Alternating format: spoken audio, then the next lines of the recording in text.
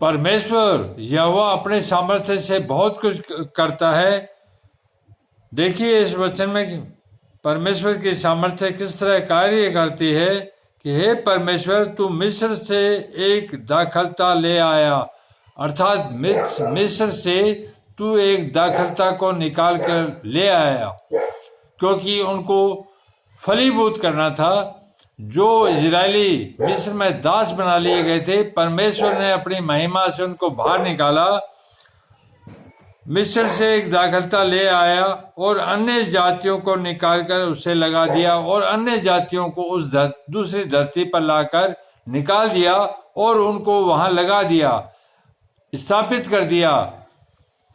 तूने उनके लिए स्थान तैयार किया। इजरायलियों के लिए परमेश्वर ने एक नया स्थान तैयार किया और उसने जड़ पकड़ी और फैल कर देश को भर दिया।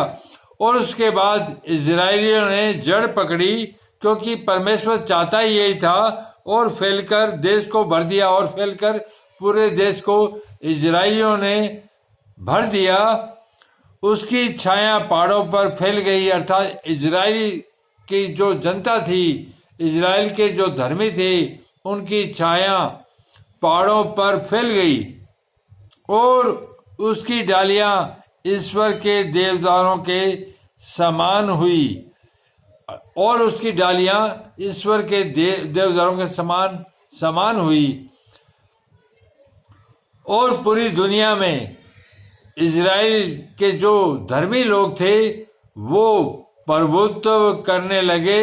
यह सारा कुछ परमेश्वर ने अपनी महिमा द्वारा किया। इसी वचन के पर चलकर परमेश्वर धरती के कोने कोने में धर्मी लोगों का इसी तरह उद्धार करेगा। जो बंदी हैं, जो दीन और दरिद्र दबे कुचले लोग हैं, उनको उस जगह से निकालकर अन्य जगह अपनी पवित्र स्थान में बसाएगा और उनके वंश धरती के कोने कोने में फैल जाएंगे।